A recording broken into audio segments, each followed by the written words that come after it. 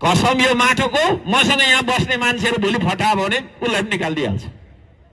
मलाई चाहिँदैन फटाहा मान्छे है, बरु म एक्लै हिँड्छु। तर फेरि पनि उहाँलाई अझै धेरै जेल भुक्तान गर्नुपर्ने लेखिएको रहेछ भने उहाँले जेल भुक्तान गर्नुपर्छ कि पर्दैन?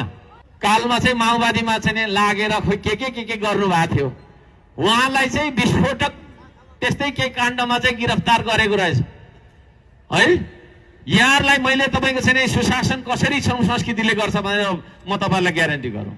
मैले आज बिहानै उहाँलाई निलम्बन गरिसकेँ है, उहाँलाई आज बिहानै मैले सस्पेन्ड गरिसकेँ, निलम्बन गरिसकेँ। अरू पार्टीहरूले चाहिँ आफ्नो सभापतिलाई ठग भनेर तपाईँको चाहिँ 9वटा मुद्दा झुन्डाइराखेको छ, उही हाम्रो सभापति भनेर चाहिँ तपाईँको सिग्नेचर क्याम्पेन गरेर हिँड्छ कि हिँड्दैन? कसम यो माटोको मसँग यहाँ बस्ने मान्छेहरू भोलि फटायो भने उसलाई पनि निकालिदिइहाल्छ। मलाई चाहिँदैन फटाहा मान्छे है, बरु म एक्लै हिँड्छु। कसैले मलाई साथमा दिँदा पनि हुन्छ, बरु एक्लै हिँड्छु। तर फटाहाको सङ्गत चाहिँ म गर्दिनँ, भ्रष्टको दुष्टको तपाईँको सङ्गत गर्दिनँ।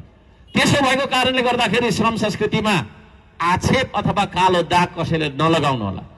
अब त्यो 20 वर्ष 30 वर्ष पहिला कसले के गरेको थियो भन्ने कुराको लेखा मैले राखेर हुन्छ है।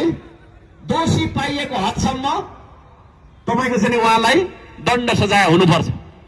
पहिला जेल भुक्तान गरेर 9 वर्ष जेल भुक्तान गरेर निस्केको भन्ने पनि छ। तर फेरि पनि उहाँलाई अझै धेरै जेल भुक्तान गर्नुपर्ने लेखिएको रहेछ भने उहाँले जेल भुक्तान गर्नुपर्छ कि पर्दैन? उहाँको बचाउमा, एकजना मान्छेको बचाउमा श्रम संस्कृति लाग्दैन। र त्यस्तो खालको निष्कलङ्क र निष्ठा बोकेको पार्टी पनि भएको म जानकारी अन्त्यमा गराउन चाहन्छु। त्यसो भएको कारणले गर्दाखेरि आदरणीय आमाबुवा दाजुभाइ तथा दिदीबहिनी भान्जा भान्जी र जेलजीहरू, यहाँहरू सबैजनालाई अब समय आयो मान्छेलाई चिन्नुपर्छ होइन, पार्टीलाई चिन्नुपर्छ। कुन पार्टी स्वदेशी, कुन पार्टी विदेशी। सिद्धान्तको हिसाबले हेर्ने भनेदेखि हामी कुनै तपाईँको विदेशी सिद्धान्त पढ्दैनौँ। यही देशको ढुङ्गा र माटो, प्रकृतिको कुरा, यही देशको तपाईँको छैन साकेला र हाकपारे होइन, तपाईँको छैन तपाईँको है लाखे नाच र संस्कृतिको कुराहरू हामी गर्छौँ।